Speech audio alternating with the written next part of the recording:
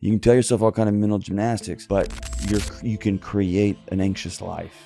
If your body's feeling anxious, it's probably working right. It's not broken. It's just trying to get your attention that it's identified something in your environment that's not safe. This episode is going to blow your mind. I'm serious, because a lot of you are in relationships and don't know how to show up better for your partner. And your partner is continuously asking you to be better, and you don't know what it means.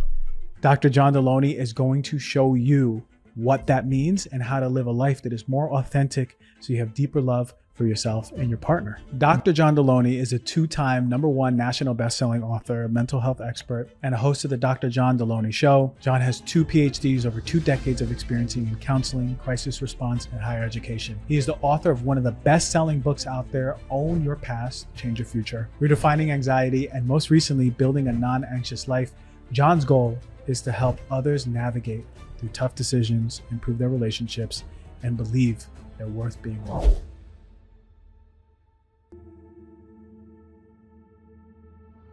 All right, man. Thank you for joining the show. I love your work. Thanks, man. You have this great energy where I can tell that you're passionate about what you do. Yeah. There's an authenticity piece to you. It's not like you're putting on a mask. I can tell you live by it. And I watch so many of your videos about how you raise your children, 2 kids, how you raise your children and the integrity by which you do it. But I can't wait to talk about it. I'm trying, man. I'm trying. You are. I'm trying. I can't wait to talk about some good stuff, man. Relationship challenges. Good. A lot of people DM me and I go, hey, listen, I'm not a marriage or counseling coach. So I'm so happy to have you on the show, because one of the first things that I keep hearing over and over in the beginning of the day to the end of the day is about libido. My partner and I have different libido. We have different sex drives, and how can we nurture us on the same page? Is this common? Do you see this all the time? Oh yeah, it's all over the place. Yeah. Is it a driver of dysfunction in relationships? Are people breaking up or getting divorces because of it? And what do we need to do to bring ourselves closer to our partners? That's a great question. Man, there's so much there. If somebody comes and says, hey, I'm living in a sexless marriage, like we've been together and for a long time and it's gone.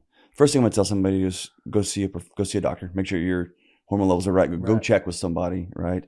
To be crass, make sure the plumbing's all working, right? Right. And underneath that, it's often there's some psychological challenges. There's other issues where this is playing out, right? And so I always want folks to sit down and be honest with themselves and with their partner about, here's what I'm struggling with, and here's what I would love from you, and here's where we're missing each other. Let me say it this way: we speak in words, but we think in pictures. And so often we'll talk to our partner and say, I'm missing intimacy. Like, I want to be more intimate. I want more sex. Well, we both use the words more sex. We both use the words intimacy, but our picture of that is very different. And so I try to live in, okay, cool. Then I'll go to the gym. I'll go make more money. I'll go fill in the blank. And my wife's picture may be very different, right? I just want you here. I don't want any more money. I want you, right? And so when you start asking each other, what's your picture of this look like?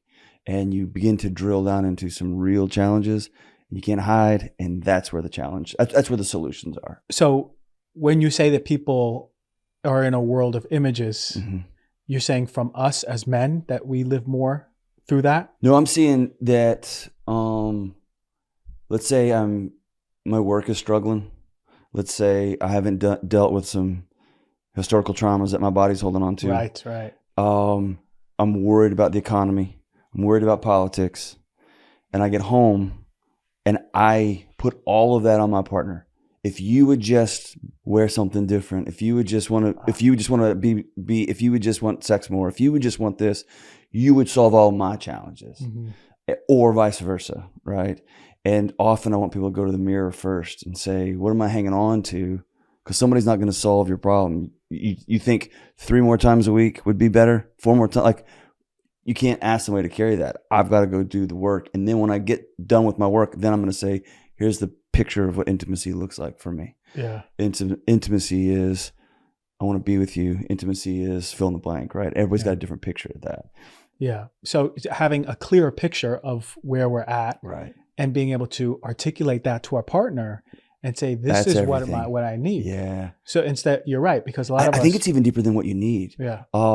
I was speaking with a relationship person. She was brilliant. She said, if I go to my wife and say, I need intimacy, I need it, that puts her in a very maternal energy. It goes on a chore list. Like, I need to get some groceries. I need to make sure the bills are paid. I need to make sure the kids are in bed. I need to make sure my husband's happy. That's different than looking at her and saying, I want you. Mm-hmm. And desire is about, I want to be with you. But when you say, I want to be with you, you might say, I don't want to be with you. And there's a vulnerability, there's a rejection, right? And especially men are so scared of that. Yeah. They're so scared of it. And so when somebody's like, I need sex, I always want to say, hold on, what do you want? Mm-hmm. And it's getting to that level of, I want her to want me. Okay, now we're talking like, let her say, here's what I desire in you. And that's a whole different conversation. Because usually she doesn't want your money. Usually she doesn't want your six-pack abs. Right. Usually she wants you. And most men are uncomfortable with themselves. Isn't that interesting? Because we as men go, okay, well, let me work harder, get more money. Let me go to the gym more, look better aesthetically. Right. Let me do all the things except the hard stuff, which is be stuff. present. And be present, Put right? your phone away. And be intimate with your right, partner. Right. Ask her, how can I love you today? Yeah. So intimacy isn't just about sex. It's about It's almost never. building. Right. Yeah, it's almost never. A good example in my house was I started taking it personal that we'd get the kids in bed. It's 8:00, right? I go to bed kind of early, so there was a window. And my wife would be in there cleaning the kitchen. I started to take it personal that she would rather have a clean kitchen than be with me, right? Come to find out, she had a picture in her head of what wife means and what her role is and what the house is supposed to look like. And it's when we pulled that apart and I realized I'm taking something personal. It has nothing to do with me. It has to do with, so it was getting to what's the layer beneath the layer beneath the layer. And intimacy, shoot, man, I'll walk in and do, I can help with the kitchen now. I'm happy to help that. Intimacy is an entire life. Desire is a whole life. It's not just sex, but sex is an important part of it. Why is it so hard for us men to be present? We got no models for that. Yeah. We got no pictures of that. You know what I mean? And the world has changed. The world has changed. And my granddad was fighting Nazis in World War II, man. He came home and was an engineer and got to work. And my old man was a homicide detective, right? There's not a picture of it. And the world has shifted. When my mom and dad got married, and we think this is so long ago, my mom was not allowed to get a checking account without my dad's signature in 1970 when they got married. Wow. They weren't allowed. Wow. Right? It wasn't until 1973 that she was allowed to go get a mortgage by herself without a man's signature. And so that's just one generation. This isn't a long time ago. So it wasn't that long ago. And so now we're in a world where my wife can make way more money than me. She's an incredible employee. She's good at what she does, business owner, right? And so now I've got to learn new skills. And we just don't have a picture of what that looks like. No. And so we go on the internet and it says, work out, right. Go to whatever, jazzercise class and make a bunch of money. Yeah, and that's right. it. We just don't have another model. And the world is shifting, so it's our responsibility to be that That's generation. Learn. Right? We're going to be the first ones to really learn what it is about presence and safety. Mm-hmm. Because for me, I find that's essentially the top level for what a woman wants is just to feel safe in a relationship, so they can be all of themselves, connecting in intimacy. But you said we got to look at our own stuff and be right with our own stuff before we even come to the table with that stuff. So then, one of the things you've talked about in the past is porn. Yeah. Why is that overtaking so many men's lives? Why have they just deferred to watching porn instead of now just being intimate or sexual with their partner? It's easier, man. It's an off-ramp. There's something profoundly and I would even call it sacred in the vulnerability. This is all of me. Do you still love me? And pornography just gives you an off-ramp to that, right? And it's not just men, women often read it instead of watch it, but everybody's consuming it now because it's just an off-ramp to that terrifying question. This is all of me. Do you still love me? And man, it just gives you that feeling of aliveness without having the opportunity of being rejected, because that computer will do whatever you want, man. And it'll kill you, right? It's just like I always used to tell my students, dude, cocaine works. and then it kills you, right? Yeah. You can get a lot done in 36 hours, man, but it'll take your soul, right? Alcohol works. It will help numb that hurt for a while. Then it will take everything, right? Similar, right? It's an off-ramp that just ends up destroying your ability to be intimate, be present, and have ultimately a full whole life.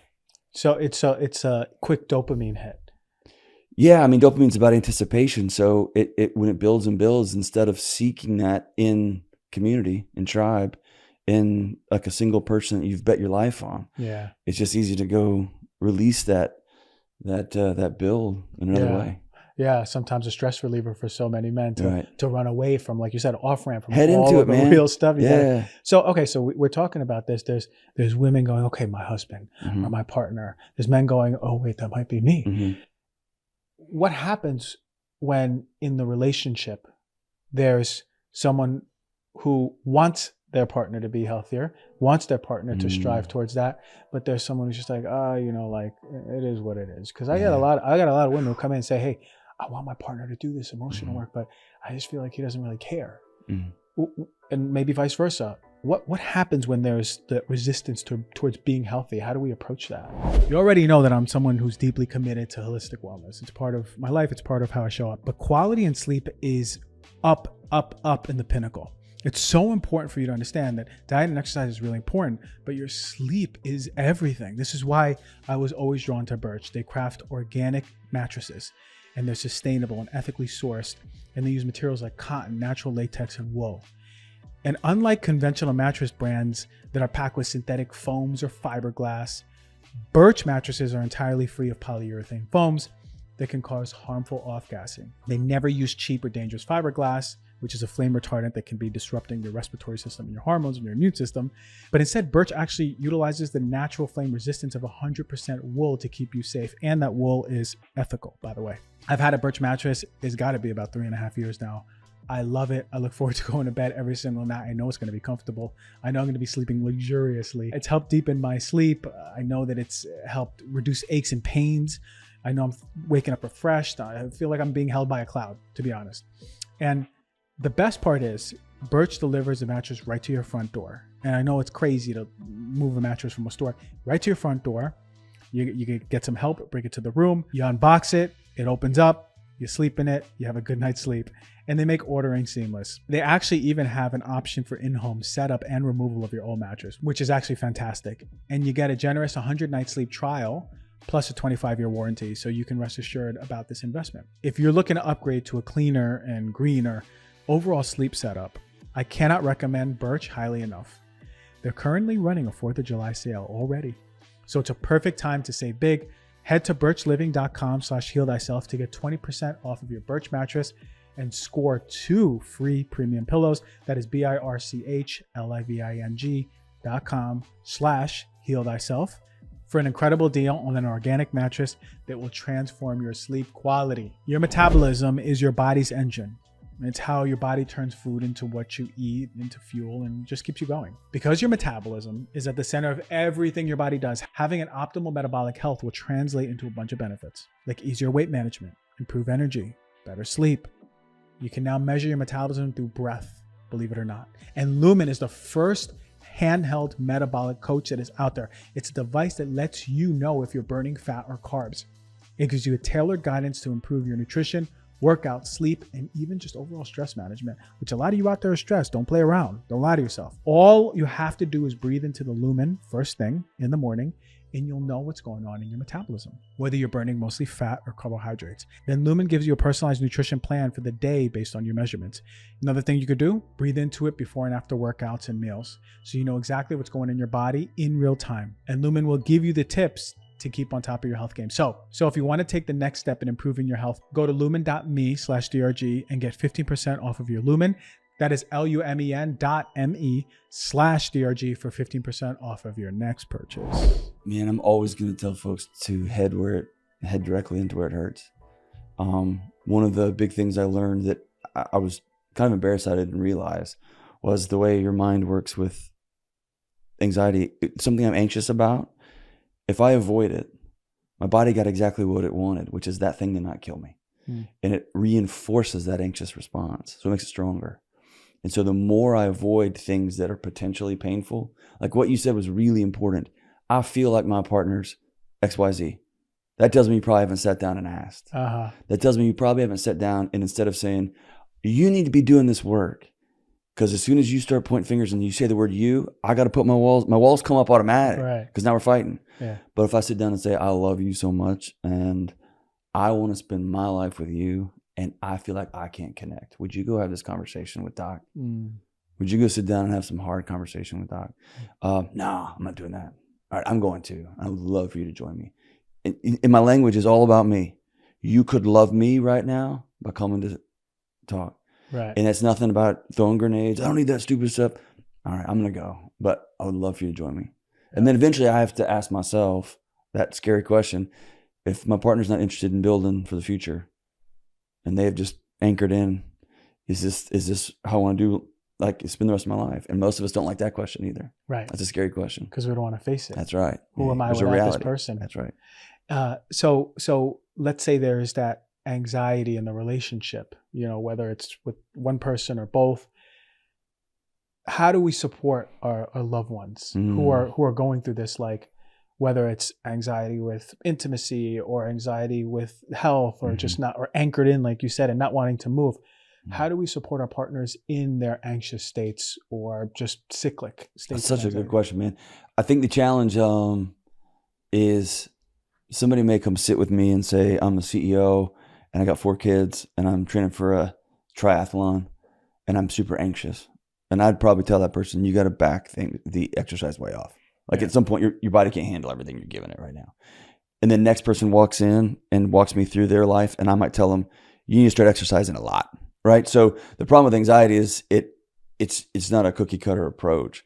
And so for some people, my wife, for instance, when I get I'm an anxious guy by nature. When I get anxious, she's learned, because we've talked, and she has a vested interest in me being whole, not in her being right or not in her being not frustrated.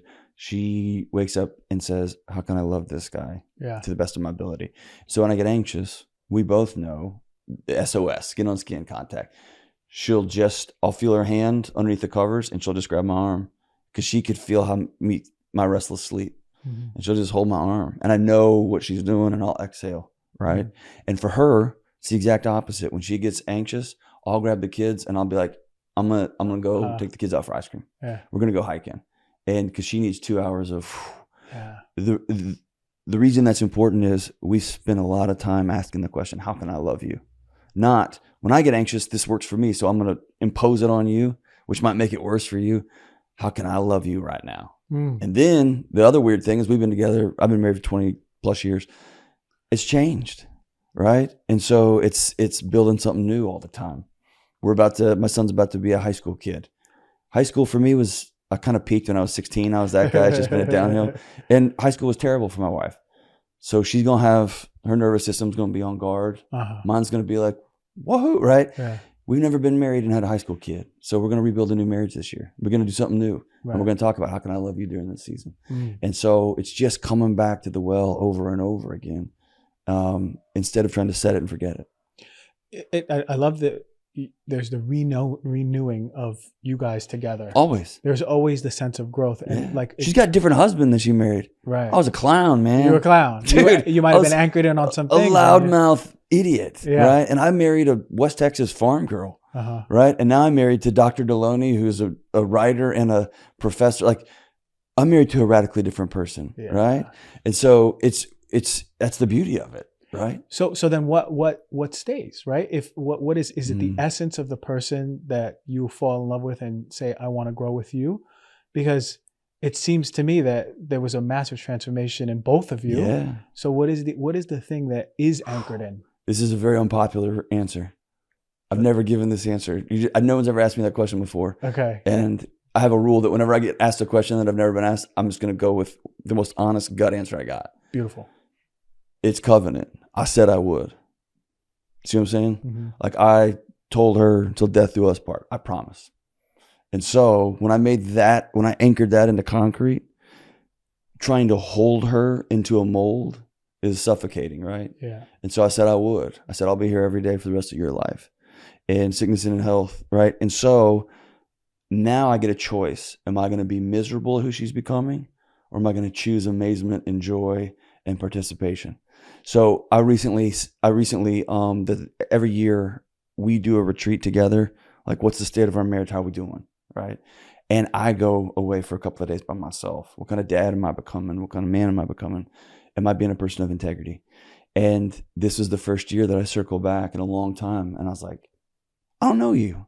I don't know what podcast you're listening to. I don't know what books you're reading. I don't know what weird like take on spirituality you have. This, like I don't know you. Yeah. And I asked her, she's a professor. I was like, make me a syllabus. Make me a syllabus of you. What are you listening to? What records do you love right now? Yeah. And she said that was the hardest assignment. That's the hardest question I've asked her. She said, I felt so vulnerable because what if I give you these books and you don't like me? And I'm like, no, I'll always love you. I might hate the books. Yeah, I might think they're terrible. Books. But it's this constant re-knowing and relearning, because at the end of the day, I said I would, right? And I'm going to be vulnerable because she said she would too. And so we're going to hold the beliefs loosely, but we're going to be anchored into that covenant. That's the anchoring. That's anchoring, man. Yeah. That's and I think when I was a dean of students at the law school, I remember learning for the first time, a contract is mostly written for how we break up, right? That's the way our culture works. Like, we're going to sign a contract so that we're both clear that when this thing probably doesn't work, here's how we're going to separate it. And I think we've lost the ancient art of covenant. I said I would. Yeah. And in like, if I violate this, it costs me everything, right? And I think we've lost that. I would imagine, even with the covenant and the grounding, and your relationship, anyone's relationships, would go, okay, I have a dedication. I said I will, and I'm going to love this person deeply. There's tons of arguments, bro. We've almost ended multiple times. Multiple times. Yeah. So everyone can relate to this. Yeah. Who's listening or viewing? How do we really communicate efficiently, lovingly through these arguments, so they're not bringing us to the same part where, why am I in this relationship? Okay, fine, then let's divorce. Okay, fine, let's break up. Yeah. Because so many people just are so triggered that it ends up there. Right. How do we work through that and communicate in a more loving way? What you just said is important. I think we've outsourced our triggers onto everybody else. And that's what makes your work so beautiful. I'm responsible for what triggers me. And I'm responsible for dealing with my childhood traumas. And they're gnarly, man. And I didn't like it. It was awful. When my therapist first said, my counselor, she was trained in body work too. And she was like, it's going to be ugly, right? And I didn't like it. And now I'm free on the other end of it, right? But that's my job. That wasn't my kid's job to hold me up. That wasn't my wife's job to hold me up. And so I think if I've got triggers, it's our responsibility to go deal with those things on our own and to be honest about them with the person that we've committed to. And man, it's important to get angry. It's important to get frustrated. It's not a utopia, man. No. It's important to say, I disagree with you. I believe something different. But it's like that anchoring, man. I may run over here for a while. Like when I was writing this book, I left my house. I went and checked into a hotel for 10 days. I was not stable. I would I was not pleasant to be around. Yeah. And I realized I'm living a very anxious life as I'm writing this book, right? Yeah. I'm lecturing America and I'm not doing this stuff, right? And so I had to go back to the well and start the thing over. I needed to step away, right? And that's important, but I knew she'd be there when I got back. Feeling that security and grounding, that knowing I have even though things are sideways. But isn't that unconditional love then? That's it. Right? Yeah, that's like being able to accept all of the person, even when they're in the non-anxious life or the anxious life. That's it. So when we're talking with our partner, is there a practice you do, like speaking in a loving way? Is there a hey, I feel this, nonviolent communication? How do you practice your communication that we can really take home? I think knowing that having deep conversations in the moment never works because you're in fight or flight. There's no learning or listening. You're running, man. And so we always try to solve things when he gets home late or when you see something on her phone. That's not the moment to have the 2-hour conversation about where we're, because people are now trying to survive, right? You're in fight or flight. There's no learning. It's setting up like tomorrow morning at 9:00. We got to talk about how things are going. So I'm going to put something on the calendar and we both know what we're walking into. In my house, I have said, I'm going to be mature. Nobody's leaving the table. I'm not leaving the table. No drama. Those are comments to me. My wife's pretty stable. I'm the one that's kind of all over the place. Yeah. But it's me saying, we're here to solve a challenge, not to be right. All right. And then the third one is almost never do you start with the words you. You always start with the words I. okay. And starting with the words I is an invitation. Starting with the words you, that's an attack. And there's just no relational communication when someone's under attack. Yeah, I know. I know as a man, anything we on. contract. It's on. That's right. We're just there's nothing else. Yeah. We're in fight or flight mode. Mm-hmm. We got the armor on, you know. Mm-hmm. But how disarming it is to hear. I want to express how I feel. Mm-hmm. I'm heartbroken in these moments. My heart, you know. Yeah. I'm heartbroken that you're cheating on me. Yeah. I'm heartbroken. I had a picture of what our life was going to be, and it's not going to be that. Mm-hmm. And that's an invitation. You find yourself leaning forward. Right. Versus, you feel the energy difference. You're cheating on me. Well, now it's just an energy difference. Yeah. So, okay. You know, I know that I love learning about the love languages, mm-hmm. and I'm pretty clear on how I express and how I love to receive. Mm-hmm. But what happens if you're in a relationship and you don't really resonate with how they love to give their love, and vice versa? Mm-hmm. Is that a cause for distress in the relationship? And is there a way to bridge that? Yeah, I mean, it comes back to I love physical touch and I love giving gifts. My wife loves presents. I get bored. I'm an old ADHD kid. I get real itchy. Like, let's just like go do a thing. We could be making out right now. Like, what are we doing? Right. Yeah. And just want you here.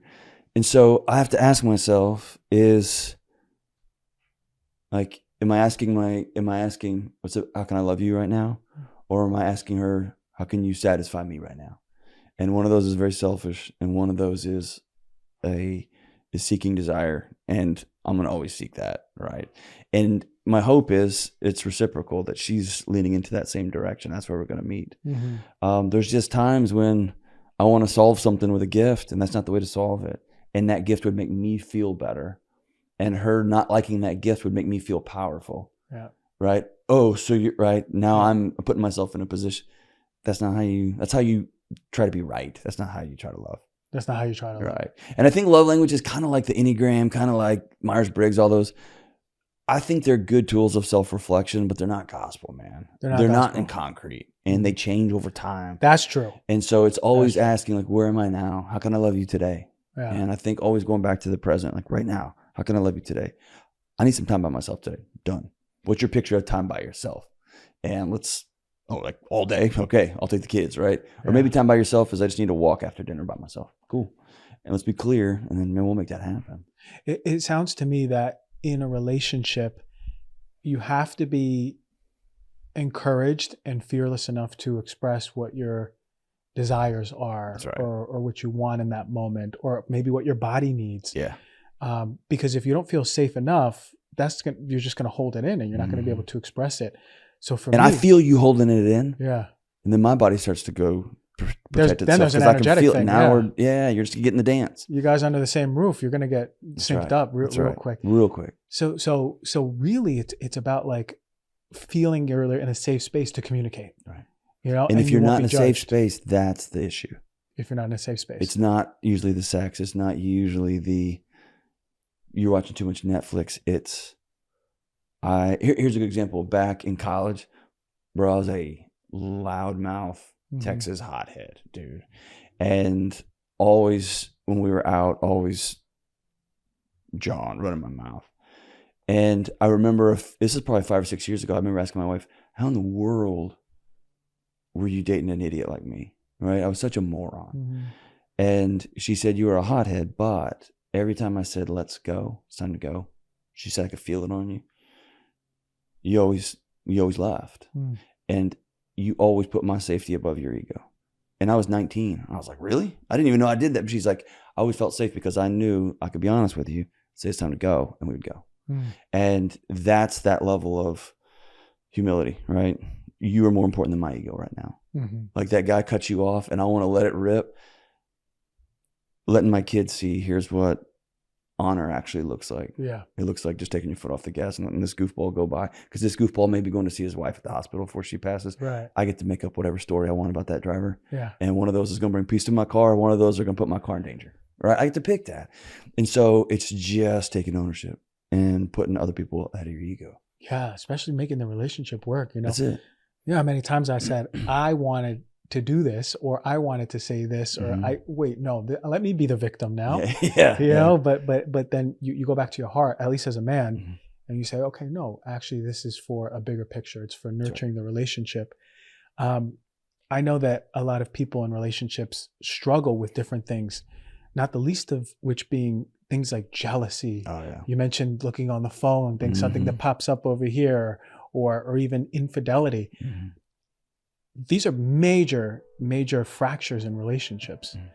From the jealousy standpoint, if someone identifies as, I can't help it. I grew up like that, and my dad maybe was like that, and my mom, and now it's in my relationship. How do they work through jealousy? And then from the infidelity standpoint, how does one even work through that? I'm putting you onto my favorite green powder, period. New Zest Good Green Vitality. It's the best one out there. It's a revolutionized approach to holistic health. I'm a believer in whole body wellness, and I like efficiency all in one. That's what I want. And it's crafted with impressive blends of vitamins, minerals, superfoods. It's a true symphony of nutrients designed to support every aspect of your health.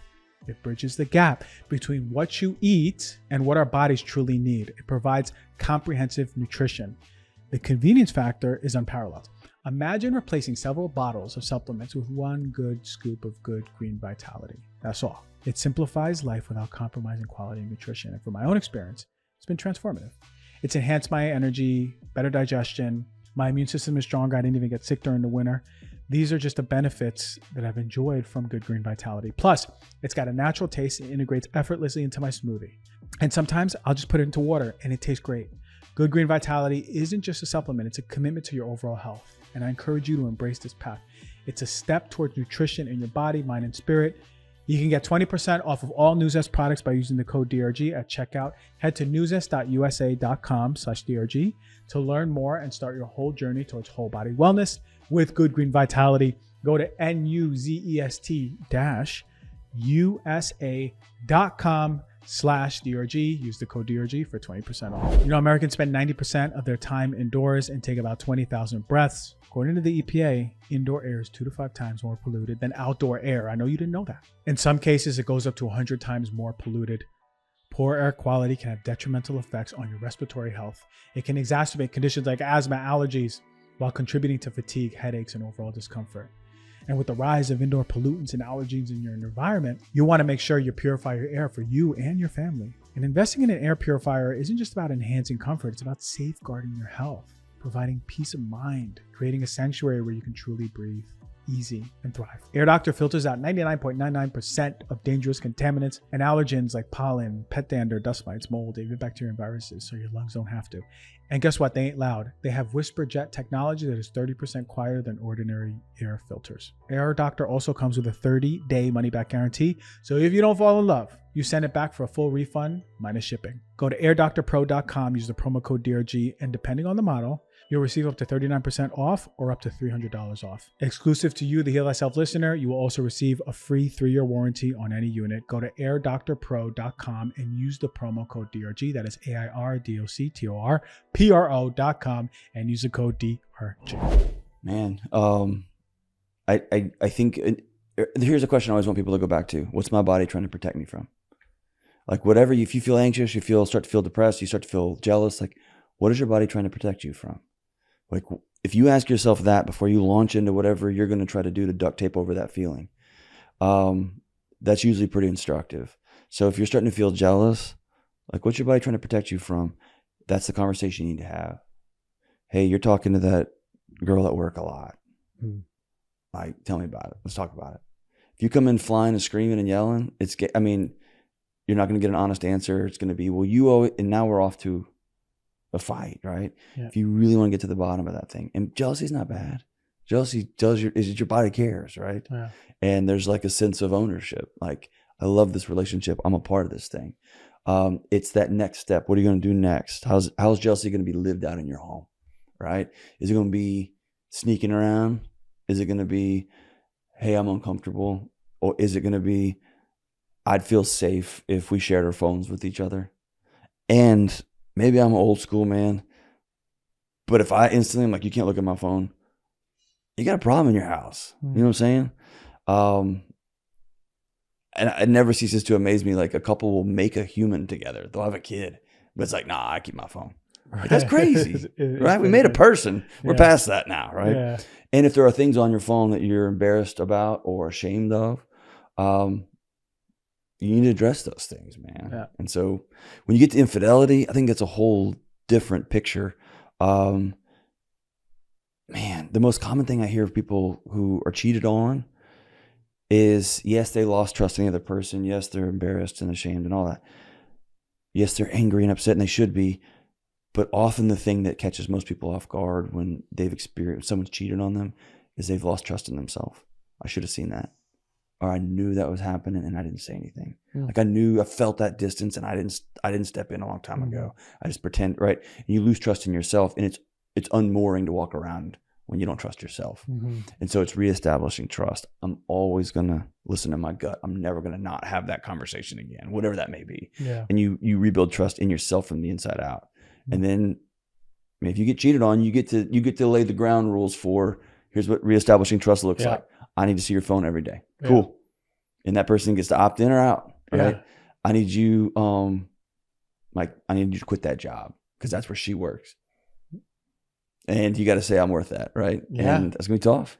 Those are big You get to decisions. reestablish. They're huge decisions. But here's the thing. Most people, after infidelity, when they want to save the relationship, I hear this all the time. I just want to go back to the way things were. What you had is over. Period. It's over. I think Esther Perel says you couldn't go back on January 12th and rebuild the Twin Towers with all that glass and dust that fell down. That's right. It's over. It's That's over. right. We have to build something completely new. You know, we think about how much of a fracture infidelity can be, but also if there is a blessing in it, it's exactly what you said. It's I have to trust myself. Maybe now I can speak up my boundaries. Right. Maybe they wanted that from a long time ago, and now that anger that's inside of them drove them to speak their truth. That's right. Of this is important to me. And then it's also an opportunity for whoever it is on whatever side go, okay, yeah, you're worth it, and I made a mistake, and let me. And now the new I forgot the name of the tower that they built. They built the Freedom Tower. They built a beautiful monument, but that building is stronger. Yeah, it's built right, more securely, and so you can build something amazing moving forward. But you have to have the courage to say, okay, you get to opt in, but here's what's going to make me feel safe. This week and the next week and the week after. You're rebuilding something new, man. It takes a long time. Might be a long time. It took a long time to build that Freedom Tower. It's right. It took years of architectural design and excavation. It took a long time. It took different professionals for help, right? But we're going to build something new and beautiful. So when we live a non-anxious life, and this is the book that's out, what does the embodiment of someone living a non-anxious life look like? It's a reclaiming of the choices I've got in my life. Nobody chooses to feel anxious, but I do choose to buy that car that I can't afford. And my frontal lobe knows I got it 6 years with low interest payments. Your amygdala knows, that bank owns you. Yeah. That bank decides if you're going to go back to that abusive boss or not. Because you took that car home and you told them, I'll pay you back in 6 years. Your body knows, right? Your body knows if you got a mortgage you can't afford. Your body knows if your relationship's not safe or whole. Your body knows if you've gained 40 or 50 pounds and you're not healthy. Your body knows, right? You can tell yourself all kind of mental gymnastics, but you can create an anxious life. And then I just want people, if anybody takes anything away from this thing, if your body's feeling anxious, it's probably working right. It's not broken. It's just trying to get your attention that it's identified something in your environment that's not safe. And so if you're feeling anxious, don't run. It's like listening to your smoke detector going off in your kitchen. You race in there and just pull the batteries out. The smoke detector is trying to tell you something's on fire, right? Let's look to see what's on fire in our life and let's start there. And man, your alarms will shut themselves off, generally speaking, if you deal with those fires in the house, man. Is there a way of connecting that? Like, let's say, how can I identify what's making me anxious if I'm always feeling anxious? Is there a way to parse that out? Being there's a path in the book. Dude, in all reality, I couldn't. I'm an anxious guy, and I ignored the signals for so long. I had to sit down with somebody and say, here's my life. And they were like, well, what about here? What about here? What about here? Because I was overwhelmed. I couldn't see it. Yeah. Right. Exactly. And so I think whether it's a doctor, or whether it's a mental health professional, whether it's a spiritual guy, whatever you got, a third party that can see your relationships from the outside in and say, yeah, man, you have no friends. You're totally alone. Your body would be failing you if it let you sleep all night. It's detected you're lonely. That's never happened in human history. You're responsible for protection and provision and safety and. Of course, your body's going to wake you up at 3 a.m. Night after night after night after night. It knows you're all you've got. And so the solution may not be to run off and medicate the thing away, or to get another yoga class the thing away, right? It may be you need to get some friends. Yeah. And you need to start meeting with people once a week just to say, hey, my name is John. What's going on? Yeah. It may need to join a community, right? And become a part of something bigger than you. And your body will go, he's safe. She's safe. Right? Yeah. She got somebody to call in the middle of the night. Yeah. We can sleep now. It maybe we have someone, like you said, to clear it out and go, hey, I'm overwhelmed. Okay, look at your life. That's right. And then slowly start to make those changes. Your body will tell you. Well, and we were talking off air, like I had to go sit with a therapist and deal with some stuff. I've been with my wife dating and married for a quarter century. She didn't know about some stuff that happened when I was a kid. I had to go sit with I remember her telling me, you've got a nuclear reactor in your chest and I can feel it. She's like, you don't yell in the house, you don't swear you're like, you're a good, great husband, but I feel it. And I remember sitting down with a counselor being like, all right, whatever this is. And dude, she unwound it. And it took a while, but it was this whoosh, right? Yeah. And my daughter, I have an 8-year-old now, but she struggled. She wouldn't hug her dad, and it broke my heart. And I think her tiny little body recognized that safety. That dude's not safe. Energy. And he loves me, he protects me, and I want to hug him, but I can't. And bro, it was about 7 months ago, the words came out of my mouth, get off me, because she was climbing all over me. Now I can't get her off me, right? Because it's safe. I'm safe. So your body will hang on to that stuff. I never would have figured that out. I thought I would have just earned it and lifted it and tattooed it and whatever, like degreed it away, right? Yeah. And it just had to sit and be vulnerable and be honest. And it's us. It's changing our energy state, our frequency, so people can feel it. They have a new felt experience of us as people. That's right. And that's all. You give us the roadway. It's a map, yeah. On the map. We have a map over here. All right, and before we close out the show, I want to know, what are 3 tips that we can all take an approach to? We can embody it for living a non-anxious life. All right, so your body sounds the alarms and you wake up feeling anxious, right? Or you just are about to walk into a meeting and you're feeling anxious. Take 60 seconds, take 90 seconds and do 3 things.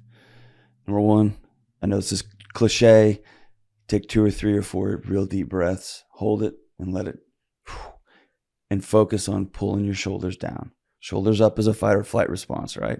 And you probably teach this, I'm going to drop these things, right? The second one is, if you got a second, if you only got your phone and your notes app, fine. If you got something you can write down, even better. What is my body trying to protect me from right now? This meeting. I think I'm going to get fired. My husband's just hasn't texted me back. Whatever the thing is. I'm going to write it down real quick and I'm going to look at it. Is this true? Nah, my husband loves me. He's probably busy. Am I really going to get fired in this meeting? No. And then the third thing is, after that meeting, what can I control about this thing? Like begin to ask yourself, what can I control? I'm going to go do those things, right? And if I focus on what I can control in that moment, I'm going to have to just open my hands to the other things, right? My wife has always called me back. Like I get real existential, like the climate this and this.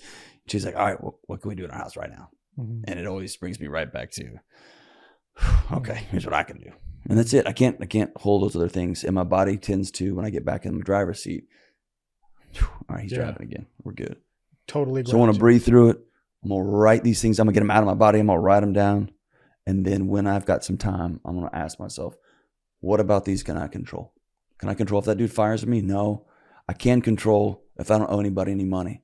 So if he does fire me, all right. You're good. Yeah, I'm good, right? Or my body feels lonely. I can make a phone call. I can check in with my buddies. Right. I love that. It's so tangible. It's easy. Yeah. It's not easy. It's hard, man. Yeah, It's hard, yeah. But it doesn't cost anything. It doesn't cost anything. Okay. And it takes a little bit of time. It's not like we're dedicating our whole day to it. That's You know, right. we just write it out in the moment. Yeah. Easy. Everyone, viewers and listeners, take those interventions, carry a little notebook if you need to, just do what you need to do, and move back into a non-anxious state. That's our God-given state. What we deserve to be is just at peace and allowing ourselves to be just fully us. How do people find you? Man, after you listen to this show, only after you listen to your show. Okay. You can find me, Dr. John Delony Show. It's like old school, like Fraser Crane or Dr. Laura. People call in and just live, and we figure it out live. I love that. Yeah, it's fun. Or you can find me at John Delony on the internet. I love the call-in. It's good, man. That's the old school way, man. Yeah, That's like the HBO type stuff. Yeah, I love it's that. good. Non-Anxious Life. Is the book out? Oh, yeah, it's out. It's out? It's everywhere. We can get it anywhere? Yeah. Okay, and website or anything like that? Just at John Delony, and Okay. you can find me from there. Everybody go check it out. Listen, if you're in a relationship, check it out. If you're anxious, check it out. If you want to be a better human being and show up in a relationship as the whole you, check it out. Thank you so much for coming on the show. I mean, I love your energy, man. Thank you. I love your work, and really, as a man to man, integrity is what I feel out of you, and this is what we appreciate need that. as most men. I'm grateful for your hospitality, man. It's awesome. I appreciate Thank it.